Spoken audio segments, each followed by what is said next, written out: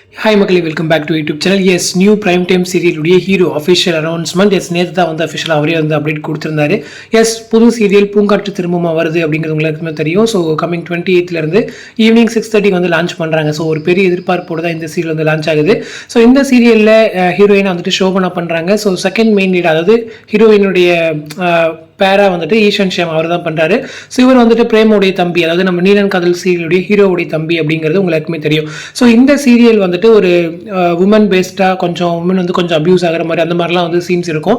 So அது லேட்டராக வந்துட்டு hero வந்து சேஞ்ச் ஆவாங்க. ஸோ மெயின் ஹீரோ வந்துட்டு நம்மளுடைய சமீர் தான். மோதலும் காதலும் சீரியலில் லாஸ்ட்டாக அவரை பார்த்துருப்போம். அதை தொடர்ந்து ஒரு பவர்ஃபுல் கம்பேக்காக இந்த சீரியல் அவருக்கு வந்து அமையும். அதே போல் அவருடைய ப்ராஜெக்ட் ஆல்ரெடி 6:30 போச்சு இல்லையா? ஸோ அதே ஸ்லாட் கிடைச்சிருக்கு, ரொம்பவே சந்தோஷம். ஸோ இந்த சீரியல் பற்றி சொல்லணும்னா நேற்றா வந்து அவருடைய ஃபர்ஸ்ட் அப்டேட் வந்து ஷேர் பண்ணியிருந்தாரு. பூங்காற்று திரும்பமா செட்டில் இருந்து. ஸோ ரொம்பவே அழகாக இருந்துச்சு. ஏன்னா நிறைய பேர் குழப்பத்தில் இருந்தாங்க, இவர் உண்மையிலே இருக்காரா இல்லையா அப்படின்னு சொல்லிட்டு. ஸோ நேற்று வந்து அந்த குழப்பங்களுக்கான விடை வந்து தெரிஞ்சாச்சு அப்படிங்கிறதா. கண்டிப்பாக இந்த சீரியல் நல்லா ரீச் ஆகுன்ற ஒரு பெரிய நம்பிக்கை இருக்கு. ஸோ இந்த சீரியல் எதனுடைய ரீமேக் அப்படின்னு பார்த்தீங்க அப்படின்னா, இது வந்து ஒரு ஸ்டார் பாரத்ல டெலிகாஸ்டான ஒரு சீரியலுடைய ரீமேக் அப்படின்ற மாதிரி சொல்றாங்க. தில் சே டி துவா சௌபாகியவதி பாவா அப்படின்றதான் ஒரு டைட்டில். ஓகேங்களா? ஸோ ப்ரொனவுன்ஸ் பண்ணுறேன்னு தெரில, இருந்தாலும் உங்களுக்கு வந்து நான் டிஸ்கிரிப்ஷன் கூட அந்த நேம் நான் கொடுத்துட்றேன். ஸோ இந்த சீரியலை வந்துட்டு அஃபிஷியலாக ரீமேக் பண்ணி எடுக்கிறாங்கன்ற மாதிரி சொல்கிறாங்க. பட் எப்பயுமே உங்களுக்கு தெரியும் இல்லையா, ஸ்டார் விஜயில் வந்துட்டு ரீமேக் கூட எடுத்தாங்க அப்படின்னா ஃபுல் ரீமேக் அப்படி எடுத்துக்க மாட்டாங்க. ஒரு கோர் ஸ்டோரி எடுத்துக்குவாங்க. அதை தொடர்ந்து நம்ம தமிழ் ஆடியன்ஸ்க்கு மாதிரி அவங்க வந்து கொஞ்சம் மாற்றி ஸ்டோரி வந்து நகர்த்திடுவாங்க. தென்றல் வந்து நினைத்தோடுமே நீங்கள் அப்படி தான் பார்த்துருப்பீங்க. ஸோ மேரேஜ் நடந்துடும், அதுக்கப்புறம் இருக்கிற ஸ்டோரியில் நம்ம கைவசம் தான் இருக்கும். ஸோ அந்த மாதிரி தான் இங்கேயுமே வந்துட்டு எடுத்திருப்பாங்க போல். ஸோ அந்த ஸ்டோரியுமே நான் படித்து பார்த்தேன். அப்பா ரொம்ப த்ரில்லிங்காக இருந்துச்சு.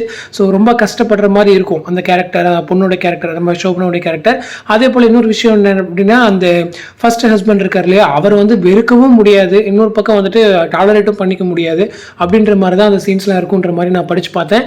லேட்டர் நிறைய ட்விஸ்ட் அண்ட் டர்ன்ஸ் வந்து இருக்குது. அதையெல்லாம் நாங்கள் வந்து எதுவுமே ரிவீல் பண்ணல.